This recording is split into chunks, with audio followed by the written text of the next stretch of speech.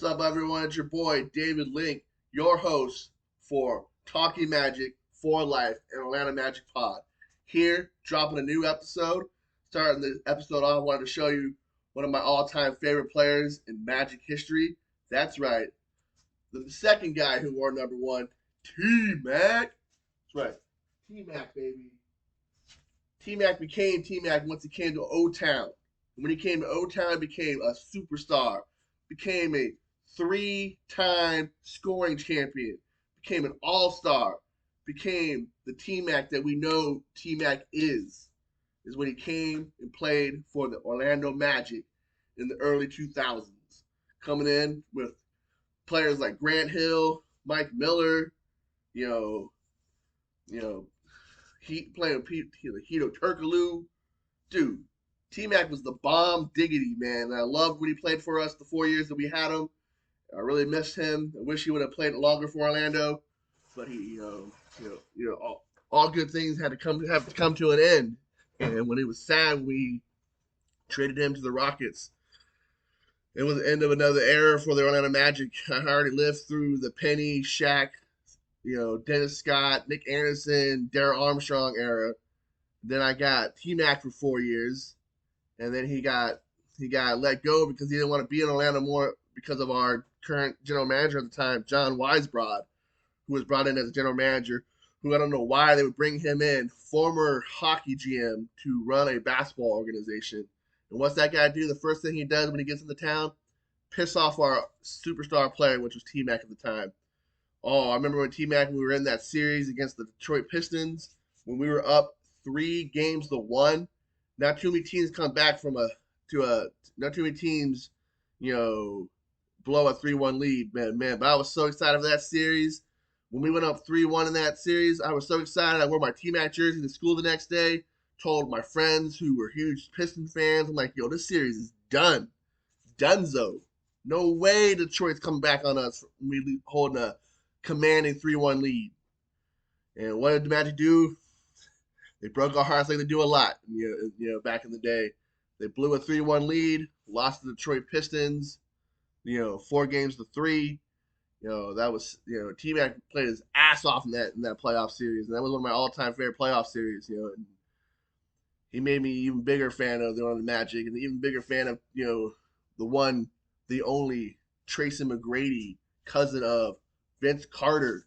Came out of Vince Carter's shadow once he came to Orlando. Once he left the confines of our friends to the north in Canada and came down to O Town. Ooh, it was sweet, sweet music. Him playing for Orlando Magic, man. He's one of the all-time greatest scorers in NBA history. He averaged 28 points a game in his 4 years in Orlando. And I'm telling you, man, the kid was a dynamite. He played well when he played for the Houston Rockets, man, but his best years were in Orlando, and he knows it.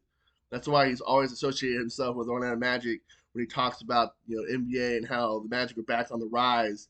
He's always talking great things about the Orlando Magic organization, which is great. Once O Town, always O Town. So, further ado, let's get into the episode. I have a few things I wanted to talk about in this episode, and one of them is here. I have it up on the page here in the video.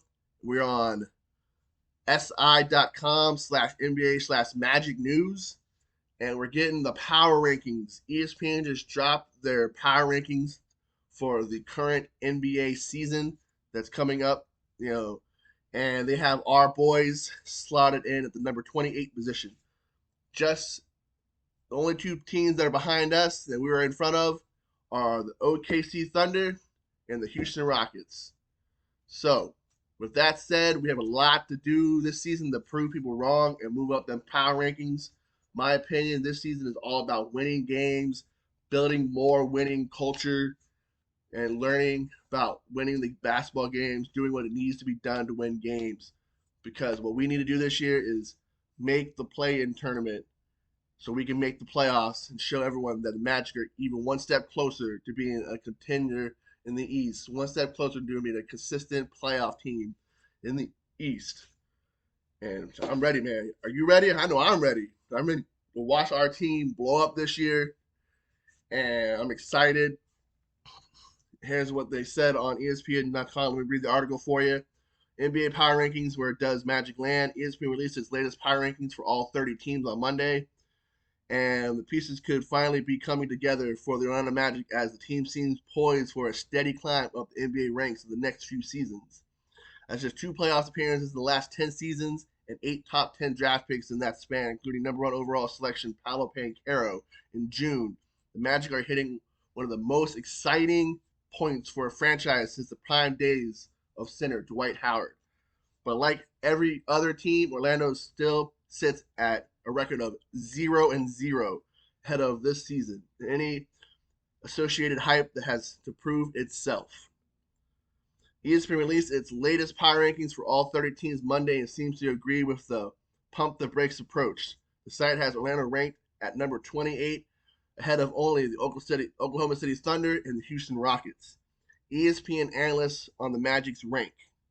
Orlando's big decision came down during a dramatic draft night when it selected Paolo Banchero as the number 1 overall pick. The hope is that Banchero can develop into a face of the franchise and star it has had since Dwight Howard. Magic re-signed Mo Bamba. Gary Harris now have to hope Jonathan Isaac can still be a defensive maker as he returns from missing over 2 years of basketball because of a knee injury. One of the most promising features of this year's Orlando Magic team under second-year coach Jamal Mosley is the versatility and youth that will be in abundance on the hardwood. The Magic are loaded with exciting talent in the backcourt as Markelle Fultz, Cole Anthony, Jalen Suggs are aiming for a fully healthy season together after each guy missed various points of last year due to injury. Second-round rookie Caleb Houston has an elite ceiling as a shooter, while the veteran presence of Gary Harris and Terrence Ross should also remain highly valuable. Right behind the team in the front court is a handful of lengthy and versatile forwards that will likely drive Orlando's success in the coming season. Along with the polished scoring and all-around offensive ability that Banchero can bring, the Magic have do-it-all man Franz Wagner, budding star Wendell Carter Jr., and interior disruptor Mo Bamba, and underrated talent Chuma Okeke. It's hard to look at Orlando's roster and not feel excited about what this season can bring, but as it stands, the team will continue to be viewed as an Eastern Conference bottom feeder until proven otherwise. Hey, I agree with the assessment that ESPN has given us. Yes, we have a lot of great, exciting young talent, but we haven't really proved anything. And this is the year that we need to show all the national media, all the fans, our fans, the basketball world, that Orlando Magic is back on the map and they are working towards becoming a consistent team in the East and a team to be reckoned with for this coming season. So the number ranked 28 in the season's power rankings coming into the season, I'm okay with that ranking because we really haven't proven anything to garner a higher ranking than that. I love how we weren't last because we definitely played better than both OKC and Houston Rockets. At least ESPN did give us that credit that we were better than those two teams. And we're going to be better than those two teams again this year because when we play both those two teams, we're going to smack them in the face. Cannot wait to see Game 1 of Paolo versus Chet. Paolo versus Holmgren is going to be epic. And what's going to happen is Paolo Banchero is going to light Chet Holmgren's ass up. He's going to basketball circles around that kid. He's going to pass the ball past him. He's going to dribble the ball past him. He's going to shoot baskets in his face. He's going to dunk on that 7-footer and tell him to eat shit, bitch. It's going to be awesome. Can't wait. I can't wait to see Paolo Banchero versus Jabari Smith Jr. 1. It's going to be great. I'm so excited. I'm so pumped. All the young players coming in this season are going to make the NBA season even more that better. And we got the number 1 pick, baby. The number 1 best player in the rookie class of 2022-23. His name is Paolo Banchero. Soon to be Rookie of the Year, Paolo Banchero. And if he wins that this year, he'll be our first Rookie of the Year player to come out of Orlando since Mike Miller won it in 2000. And who Mike Miller is? His agent, bring it all full circle if he wins it this year, baby. He will, baby. Lights out. Now, like I said, I'm excited. I'm okay with the number 28 ranking that we got from ESPN. We haven't proven anything, but when the season starts, when the ball hits the court, we're gonna hit the ball. We're gonna hit the court running, and that ranking is gonna go up consistently as the season continues. And we're gonna make that playing game this year, and we're gonna surprise some teams, and we're gonna turn some heads. And I'm excited to see it in person for all 41 home games because I am now a true blue member with season tickets. And it's an exciting time to be an Orlando Magic fan, baby, because the national media is talking about it, even though they don't want to. They're forced to because we have the number 1 pick, and it's all about O-Town, baby. Yeah, O-Town is back. Orlando Magic rising from the ashes like a phoenix. Whoosh. It's all about the Magic, baby. There you go, right there. What? Yeah, what I thought. Let's go. All right, we're going to transition from that hype opening to another thing is they just dropped the top power forwards or forwards in the NBA, and a couple of our boys are on that list. So we're going to go over to NBAHype.com. We're over here at hoopshype.com, and we're starting at first Orlando Magic forward to make this list is Wendell Carter Jr., and they have him at the number 21 best forward in the league. And here's what they got to say. Somewhat quietly, Wendell Carter is coming off a strong season for the Orlando Magic, one in which he averaged 15 points, 10.5 rebounds, 2.8 assists, 1.1 three-pointers on 52.5% shooting, flashing all the skills that made him so enticing as a prospect all the way back before the 2018 draft. The advanced analytics rated Carter highly, too, with VORP ranking him as the 67th most impactful player last season. BPM has the 53rd most impactful player, and win shares per 48 minutes, the 54th most impactful player. There are questions on whether Carter will be able to replicate that success this season or even improve upon it based on what his role will be. With Paolo Banchero drafted first overall to play power forward for the team and Jonathan Isaac returning from long injury layoff, perhaps tasked with playing center again, with that limit Carter's effectiveness for the Magic in the 22-23, we doubt it as his shooting and overall versatility offensively should continue to thrive in Orlando while he has the rebounding size and toughness to continue to do well next season, even at the 5 position. So that's a pretty good ranking, number 21.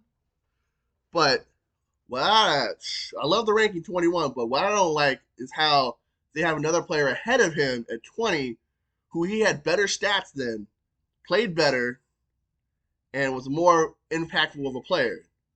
And who they had at number 20 was your boy Cam Johnson from Phoenix. Yes, the Phoenix Suns did make the playoffs, but he was not that impactful of a player. He really was not one of the big reasons why Phoenix made it to the playoffs. One of the big reasons why the Phoenix made the playoffs because they have Devin Booker, they got that center guy, I forget what his name is, and they have one of the all-time greatest point guards on their team. But no way should Cam Johnson be ahead on any list ahead of our boy Wendell Carter Jr. So, like I said, Wendell Carter Jr. has these stats. Here's his stats from last year. Wendell Carter played in 62 games played, 29.9 minutes a game, 15 points a game, 10.5 rebounds, 2.5 assists, 0.6 steals a game. He made 52.5% of his shots. He shot 32.7 from the three-point line. And all those stats I read off in that article. Dude, this guy should be ranked number 20th in the league as the best forward in the league. And here are Cam Johnson's numbers. Cam Johnson averaged 12.5 points, 4.1 rebounds, 1.5 assists in 66 games in the 21-22 season. How the hell, with those kind of stats, does this guy jump ahead of Wendell Carter Jr. on a list of best forwards in the league? I don't get it, man. Seriously, the hate and the the dogness that they keep giving Orlando Magic is ridiculous. The national media needs to rise up and see what our players are doing. They're bringing the ball up the court and they're playing balls out, baby. Yeah, I might not recording the wins, but it's going to be starting to record in wins this year when our team's fully healthy. We're getting a fully healthy Markelle Fultz back. We're getting a fully healthy, Jalen Suggs back. Hopefully, we're going to get a fully healthy Jonathan Isaac, and we're going to get the Ministry of Defense back like he was back in the 2020-21 season when he was on pace to win Defensive Player of the Year before he hurt his knee. Dude, Markelle Fultz had a whole offseason to improve on an already awesome skill set. That man's a passing machine. Basketball IQ off the charts. One of the best driving point guards in the league already. One of the best passers in the league already. And he had a whole offseason to improve on that. And he improved his shooting as well. I'm excited to see, the new and improved revenge tour of Markelle Fultz having the whole offseason to develop his skills even more, to help his team win. And that kid, with the spacing that, Paolo Banchero is going to give him and that Franz Wagner is going to give him and Mo Bamba is going to give him, that guy's going to be passing the ball all over the place. Dropping dimes out of nowhere to his players, hitting their shooting pockets. Dude, I can see him averaging 10 or more assists a game this season, being a top 10, top 15 assist guy in the NBA this season, with all the space that he's going to get, running that floor as our floor general, as our starting point guard coming into the season. We're going to hopefully get all 82 games out of him, and he's going to be off the chain, man. I cannot wait. And they got this chump, Cam Johnson ahead of Wendell Carter Jr. on a list of best forwards in the league with these garbage ass, stats. What do those stats do for the Phoenix Suns? They didn't do the Phoenix Suns shit, man. They won because they had 3 All-Stars on their team. They didn't win because of this guy. It's just garbage. And the next player on that list on hoopshype.com of best forwards in the league is our boy Paolo Banchero, who's already number 10 best in the league, baby. And he hasn't even played a game in a regular season. And they already got him listed as the 10th best, power forward in the league. Here he is, Paolo Banchero, number 10 best power forward in the league, put on by hoopshype.com. Here's what they have to say about him. The Magic saw enough after 2 Summer League contests to shut the number 1 pick of the most recent draft, Banchero, down for the rest of the offseason, showcased with good reason as why risk injury to a player who is going to be so vital towards the team's 22-23 efforts, who already acquitted himself so well in the 2 showings he did have. In those 2 contests, Banchero showed every bit of skill, talent that made him the top pick in the 22 draft, and maybe even more, averaging 20 points, 5 rebounds, 6 assists, 2.5 steals, 1 block, albeit with 10 total turnovers and 9 fouls, facing up on opponents, hitting tough fadeaway jumpers, looking like an athletic specimen when attacking the basket. Banchero is a smooth scorer and a creative passer who gives a ton of effort on the defensive end too. The type of player a rebuilding squad like the Magic can truly build around, thanks to his on and off the court characteristics. The favorite to take home Rookie of the Year in the 22-23, we expect an exciting season out of Duke Blue Devil, who will be manning the 4th spot in Orlando. This is the one player that I'm the most excited about to watch this season. I haven't been this excited for the Orlando Magic season in a long time. We haven't had a number 1 pick since we picked Dwight Howard back in 2004. Then it took Dwight Howard a few games to get to where he was, in a few seasons to become a best player. I think this guy's going to be a top player off the rip when he shoots up for game 1. And I'm excited because, this kid's going to make our team that much better with his athleticism, his skill to pass the ball, his ability to get to the basket and absorb the contact to get to the rim and absorb the contact to get to the foul line and make free throws, and the spacing he's going to give his teammates, it's going to be awesome. And I cannot wait for Paolo Banchero home opener against the Boston Celtics. It's going to be off the chain. I will be there in the house on the home opener against Boston. Hopefully, we can still win in his debut in the Amway Center. Would be awesome. Hopefully, I'll have my Pancaro jersey by then, and if I am, I'll be repping it proudly. The number 5, Pancaro on the back, Magic on the front. Hopefully, we get some new, City Edition jerseys or some throwback jerseys. I keep seeing a couple of the, teams have debuted their throwback jerseys. The Wizards are bringing back their, design from the 2000s. The Phoenix Suns just dropped, bringing back their design from the 90s with the sunburst ball going across, which was one of my favorite jerseys in the league back in the 90s. I'm not a Phoenix Suns, fan, but I am a fan of great jerseys. I might even buy me one of those jerseys. How cool it looks! I'm hoping the Magic come back and they bring back one of our old school pinstripes with the Magic across the front, because we need to go back to those old school jerseys, man. Those old jerseys were lit, and they are probably one of the best jerseys we've ever had, period, as a franchise. And we need to go back to them, in my opinion, just straight up wear them forever. But hopefully, we've had some design, previews, some hints at what the one of our new jerseys will be this year, and I'm excited to get a Paolo Banchero jersey. Hopefully, I'll get it for our home opener, and I'll rep it in the home opener. And I will be giving you all the highlights of that game when that game happens. And I'm excited, to have 2 players in the top list of power forwards coming into this season is amazing. Wendell Carter Jr. is going to improve on his awesome, stellar season he had in the 21-22 season. And Paolo Banchero is going to have an amazing rookie season, and he's going to blow the roof off this thing called the NBA.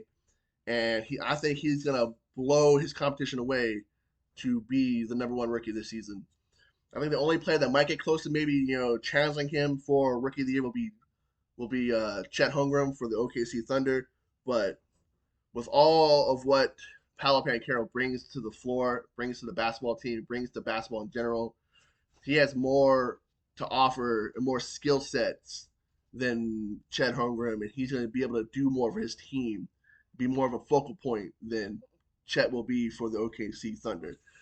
Paolo's going to be one of the main focal points for our offense coming this season, and he's definitely going to be in the starting 5 to start the season. I don't know how number 1 pick, who is being poised to be the face of the franchise, doesn't be in the starting 5 to start the season off. And I'm excited. I think our starting 5 is going to be at the center. It's going to be Wendell. They're probably going to move him from power forward to the 5, and at the 4 will be Paolo Banchero, and then no, Franz Wagner will probably be either. I think they'll put Paolo Banchero at the 4, and then Franz Wagner at the 3, and then I believe if he's healthy and fully ready to start the season, Jalen Suggs is going to be at the 2, and our boy Markelle Fultz will be at the 1, helming the team at point guard. So it's going to be center, Wendell Carter Jr., power forward, Paolo Banchero, small forward, Franz Wagner, shooting guard, if he's healthy, I believe it's going to be Jalen Suggs. If not Jalen Suggs, I think Gary Harris would be a great spot as a starter if we want to start winning games and working towards the play-in. And then at our main position, our team captain, team general, our floor general will be the one, the only, the great one, the return man, the revenge tour, Markelle Fultz. Yeah, I'm excited. If you can see from this episode how excited I am, it's going to be off the chain on what the Magic are going to be doing this year, and I cannot wait. So let's talk about a few more things. I saw the NBA released our schedule about a week or 2 ago, and I'm excited to say that we have a pretty good schedule. We have a tough schedule to start the season off. I'm pretty sure we play 8 of the first few 8 of 6 of 8 on the road, I believe, to start the season off, something like that. It's gonna be a tough start, so we're gonna get tested early. So let me bring up the record, our schedule.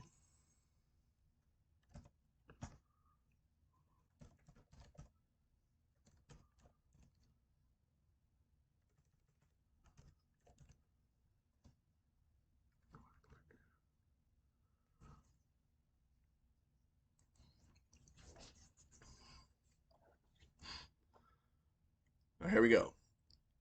This is the preseason. We have what I think what 4 preseason games. We'll be playing no 6 preseason games. Yeah, we're gonna be playing. First preseason game is gonna be on October 3rd against the Memphis Grizzlies at 8, and then we're gonna have the second one, another game, October 11th at 7 p.m. against the Grizzlies again, and then we are gonna have no October 3rd, Magic versus the Grizzlies. Game 2 of the preseason, Magic versus Spurs, October 6th. Game 3 of the preseason, October 11th, Grizzlies versus the Magic. And the end of preseason is against the Cavaliers on October 14th. I will be at the 2 home games for the preseason. I get to go to those 2 games as part of my season ticket holder privileges. So I get those 2 games included in all 41 home games. So to start the season off, we are starting the season off on the road against the Detroit Pistons. So it's going to be the battle of the second years in that game. Our boy Franz Wagner versus Cade Cunningham, who, in my opinion, Franz should have been voted ahead of Cade Cunningham in the Rookie of the Year voting, and he should have been, voted ahead of him in the All Rookie team as well.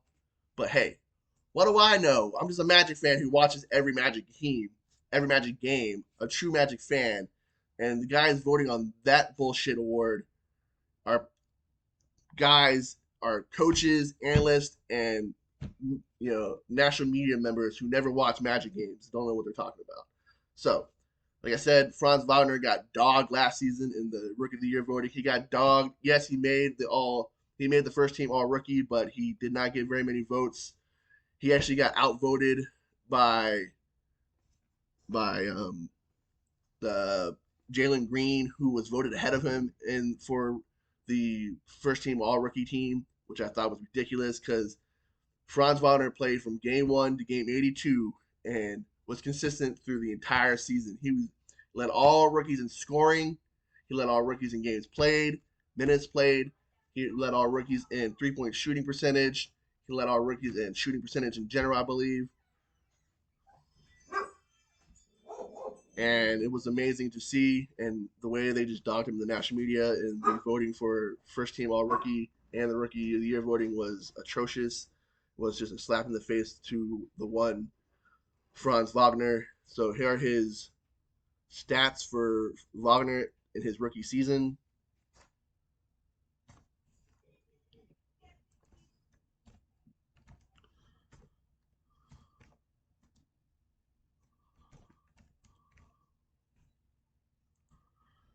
All he did in his rookie season was score 15.2 points a game, 4.5 rebounds a game, 2.9 assists a game, and he shot the ball at a clip at 46.8% from the field and a humongous 35.4 from the 3-point line.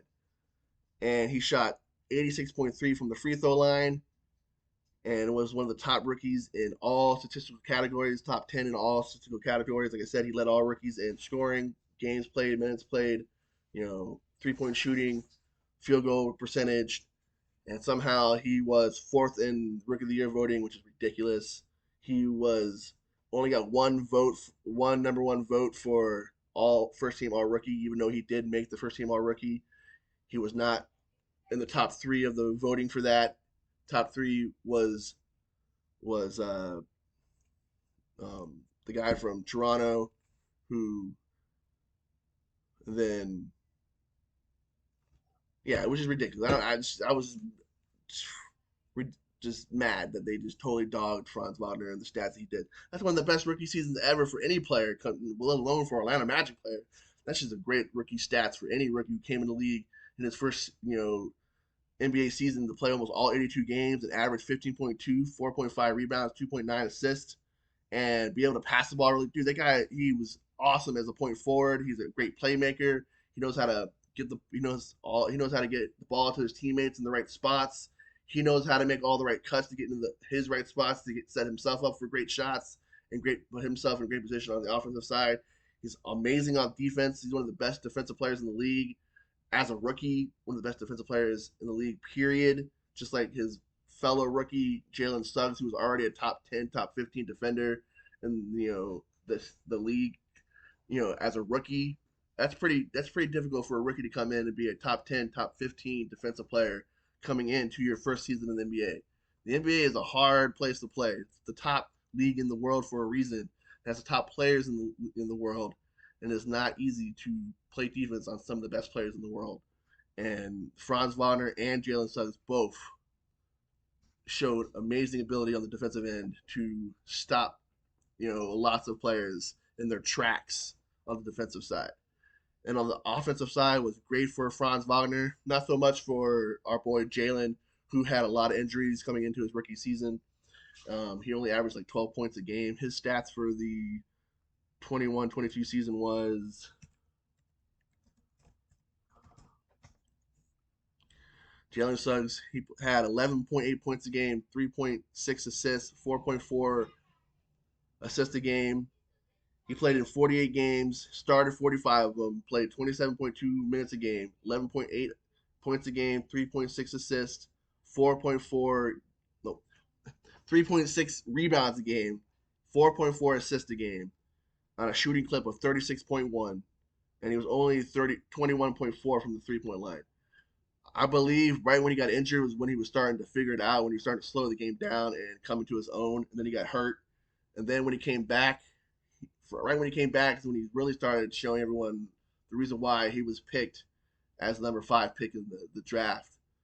And I'm seriously excited for year 2 of Jalen Suggs. If we can just get Jalen Suggs to shoot the ball better, he's already one of the best drivers and finishers in the league. He already has one of the best defensive games in the league. Like I said, he's already a top 10, maybe top 15 defensive player coming into the league as a rookie. And if he can just get his, shooting percentages up from the 2 and his shooting percentage up from the 3, this kid's going to be lights out, one of the best point guards in the league and one of the best guards in the league. And he's going to be on our team. So year 2 Jalen Suggs is going to blow year 1 Jalen Suggs out the water and show everyone why our boy Jalen Suggs was the best, one of the best picks in the 21-22 NBA, draft, being picked at number 4. Being picked at number 5. He fell to us, which was amazing. And then we got a steal at 8 with Franz Wagner. We had a great draft last year, and they're both those players this year going to light things up for us. And I'm excited, and I am so excited to see it in person. I'm super excited for Paolo Banchero, Jalen Suggs. I'm really excited to watch a full season of a healthy Markelle Fultz, who was one of the best passers in the league last year when he came back from injury finally. And I saw a stat from one of my favorite Twitter guys. He's an analytic dude, you know, and he said that Markelle Fultz was one of the most impactful point guards in the league on assist, that led to offensive shots, that led to offensive baskets, and he was one of the top players to put his teammates in the position to make shots. Dude, if you put your players in the right position and get the ball to them and they're making shots, it means you're going forward in a great direction. And that's what the Magic are doing this year. They're going forward in a great direction. I'm excited for year 2 of our coach, Jamal Mosley. I believe we are making the play-in game this year. We're making the play-in tournament this year. I believe with a fully healthy team that we're getting back this season, and we're getting back a fully healthy Markelle Fultz, a fully healthy Jalen Suggs, the return of the Ministry to Defense, Jonathan Isaac, get him back. He's going to be great on our defensive side, and he's already was starting to develop an offensive game when he went down. And we got Wendell Carter Jr., Paolo Banchero, the new face of the franchise. We got Franz Wagner. It's a bright future for us this year. And with all those players, I don't know how we don't make the play-in game if we don't have any injuries. If we have no injuries this season, there's no doubt in my mind that we could make the play-in tournament and that we should be playing towards making the play-in tournament and winning more basketball games and developing that winning culture even more this season. Because the cohesiveness is there. We have one of the best cultures in the league right now that's being developed by our general manager, and our head coach Jamal Mosley, Jeff Weltman, you know, John Hammond are developing a culture here in Orlando that has players wanting to be in Orlando, wanting to play with each other. Dude, we just re-signed Gary Harris. Gary Harris has a skill set where he could be a contender, could be a contributor to a contending team who's already a contender for the playoffs. And he wanted to stay in Orlando because he knows what Orlando is building and what we are building towards and where we are going. And he wants to be a part of that excitement and that, be a part of what Orlando Magic are doing.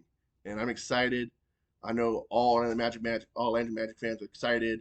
You know, the national media are finally excited for us, hopefully, and it's great to be an Orlando Magic fan right now. And I can't, be even more ecstatic to be an Orlando Magic fan. Like I said, I've been one since I was 5 years old. I've been through the years of Shaq, Penny, 3D Dennis Scott, Nick Anderson.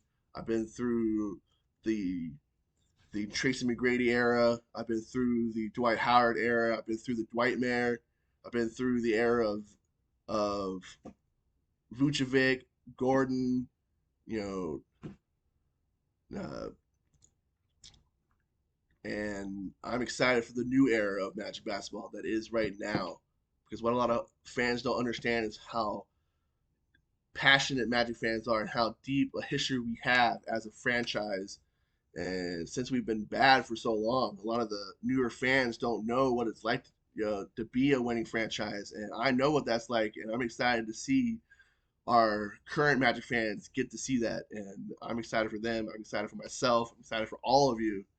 And it's going to be an amazing time to be in Atlanta Magic. I know I'm rambling some, but when I talk Magic, sometimes I ramble. But hey, if you love something, you're going to ramble a little bit. And one last thing I want to talk about are some of my favorite players in Magic history. I don't really have a top 10. I was listening to the some of my favorite podcasts, which was the Six Man Show and the Ozone Podcast. The Six Man Show had a top each both the of their hosts, Luke Sylvia and Jonathan Osborne both gave their top 10 favorite Magic players. I don't have a top 10 like they do. I just have top players that I love as a Magic fan. And those are Tracy McGrady is one of my top players. Tracy McGrady, Penny Hardaway, Shaquille O'Neal, um, Daryl Armstrong, Jameer Nelson is one of my all-time favorite players. Hito Turkoglu, um, JJ Redick, pretty much any player from the 2009 finals team. I loved that team. I loved how, we came together that season and we're one of the best teams in the league. We won, what I think, did we win like 60 games that season? Yeah, let me look that up.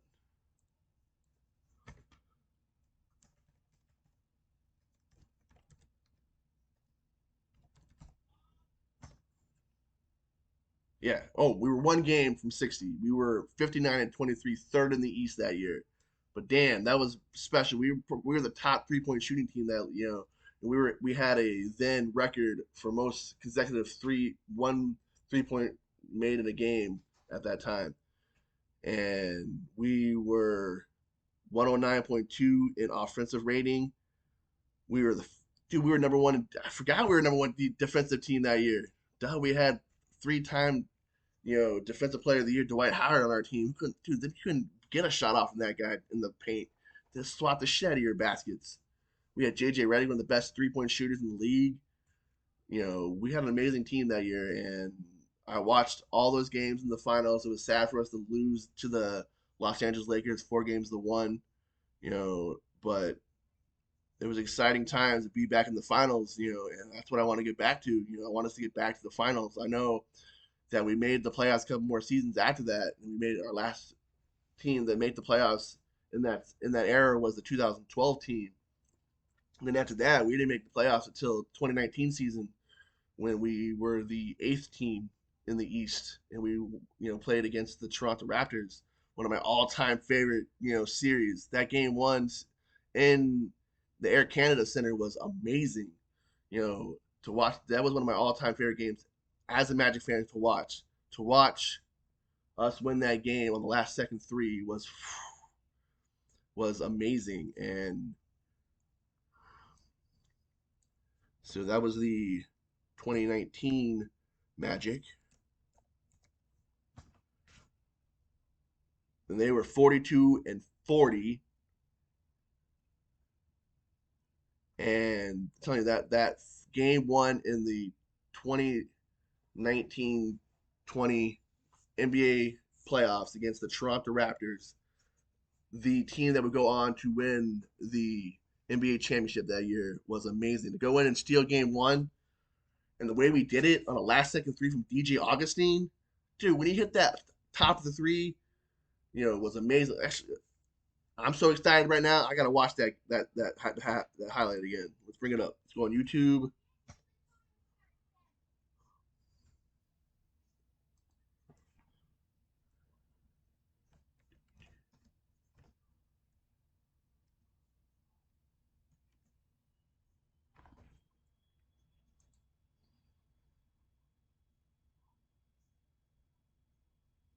There it is. We're going to go on Bleacher Report. And this is the YouTube channel we're going to watch it on. But here it is, baby. This is it. Game winner. Game one to win. Finds Vucevic. He can't finish. Gasol secures. Lowry yet to score in this game. He's out there with Leonard Green, Siakam, and Gasol. Gasol lays it in. Tie game. Down. Tie game, 94-94. Bring the ball up. DJ Augustine bring the ball up. You've been in a lot of these spots. What is the key to execution down the stretch of a tight playoff game? Well, I think you want to get as clean shots as you can get. If you're Toronto, you want the ball to go to Kawhi. You want to get on the free throw line. Continue to get stops like that. A couple of forced shots from Vucevic and no buckets. Siakam likes the matchup on Fournier. And to shoot. Back to Siakam on the attack. Can't finish once. He does on the follow. How about them going to Siakam down the stretch right here? But Kawhi Leonard's been playing well. Kyle Lowry does a good job. He hasn't scored a basket, but he does a good job of facilitating and making sure the ball gets where it needs to be. Raptors back in front by 2. Siakam has 24. In the corner, Isaac connects on a 3. Big shot right there. And it all came from double teaming the post because Kyle Lowry was overmatched. Swing. Big time shot in the corner by Jonathan Isaac. 11 lead changes, 10 ties, and a Fournier steal. Green can't get to it. Fournier finishes, and it's a 3-point Orlando lead. Green, one of the best chase down artists in the game, but not that time. Leonard, you bet! Tie game again! What a big shot by Kawhi Leonard right there. 99 all. What a game one in Toronto. Gordon diving inside, waiting, taking short. Here it is. Coming up. Here comes the game winner, baby. One of the best Magic games ever. This is game one against the Toronto Raptors. Leonard with swagger in his gait. 2020 trying to untie it. He does. Number 2. Yeah, they're down 101-99. What a shot by Kawhi Leonard right there. Wanted the pick and roll. Here it comes. Didn't get it. Didn't need it. Nice 2-point basket by Kawhi. They didn't think that, remember 7 seed Orlando has to get the playoffs. 7 years going to come into their house. They will steal it from it. And guess what we did? Chauncey, sometimes it's just about a great player making a great play. And that's exactly what it was. I mean, isolation, you want your best player to have the ball in his hands, and you can live with the results. I like my chances with Kawhi Leonard. 6 ties this quarter, 7 lead changes this quarter. The latest courtesy of Kawhi Leonard, who has scored 5 straight for Toronto to give them a 2-point lead with 1:02 to go in game 1. Gordon, Vucevic, Fournier, Augustine, and Ross, the 5 for Orlando. Here is Fournier. There it is, coming off. Ross curling, taking, missed it badly. Gordon the offensive rebound, and a foul against Toronto. They had a foul to give, as does Orlando at the current moment. Coach Clifford is really good coming out of timeouts, drawing up plays for pin downs for shooters, or maybe even watch a slip right here. There it is. Augustine, pick and roll with Vucevic. 7 to shoot. Augustine with the shot clock fading. Augustine has tied it. Ooh, tied it up. Augustine, this is why we won this game, baby. Mr. Reliable. Every time they need something to happen, he's answered the bell. 2-for-1 opportunity for Toronto. You know, Leonard wants it. Leonard gives it up. Gives it up. I cannot believe he gave that ball up in that and they can essentially wind this down and try and hold for one. About a 2-second differential. They can get very close. A big man for us. Steve Clifford going to let them play it out. 5 to shoot. Augustine. There it is. Take. Oh, that was nice. DJ Augustine. Cold-blooded Orlando leads by 3. Oh, that was How nice. about the smart move? Oh, dude, that was. Getting the mismatch on the switch right there and just raising that was so up. nice. I don't even care that we lost that series. That game 1 was fucking amazing. Oh, we might have lost that series 4 games to 1, but to go in there, game 1 against the second team in the East, the team that would go on to win the NBA championship, to go in there, win game 1 on a game-winning 3 from DJ Augustine after Kawhi Leonard just gave the ball up to his teammate in a pivotal moment that he could have won the game with, and we got that win. It was so awesome to win that game. It was one of the best Magic games I've ever watched, and it was amazing. And I want those kind of games this year. I want us to get back to the playoffs again. We got to make that play-in tournament this year, make it back to the playoffs, and keep winning basketball games and getting back to a winning culture and being one of the top teams in the East. And we have the talent to do it. All our players are going to hopefully be healthy this year. We get all our players back healthy for the whole season. That's where we're going. We're going to the playoffs. We're going to the play-in tournament. Hopefully, it's going to win the play-in tournament and get back to the playoffs and get back to winning basketball games like the Magic have done. That's one of the best franchises in the NBA coming into the league. Coming into the league, we are one of the most winningest, expansion teams ever, and without winning a championship, that's us. And I can't wait for us to get back there. This is the year we're going to do it. Paolo Banchero, Franz Wagner, Jalen Suggs, Markelle Fultz, Wendell Carter Jr., Mo Bamba, Gary Harris, dude, it's gonna be amazing this year. And get to watch it in person, to see us develop into a team that makes it back to the playoffs and be a winning team. It's gonna be amazing. So I'm your boy, David Link, your host of Talking Magic for Life and an Orlando Magic pod. Again, remember, please go on to when you're watching the episode, to subscribe to the channel, hit the like button, leave me some comments. You can follow me here on Talking Magic for Life and Orlando Magic Pod on YouTube. You can also follow me on Instagram at Talking Magic for Life on Instagram. I'm also on Twitter. The handle is Talk Magic for Life. You can also find us on the Facebook with the official Talking Magic for Life and Orlando Magic Pod fan page, and the official Orlando Magic fan group, Orlando Magic for Life. And we also now have an email. I set up an email, so I want you guys to email me questions that you want me to answer on the pod.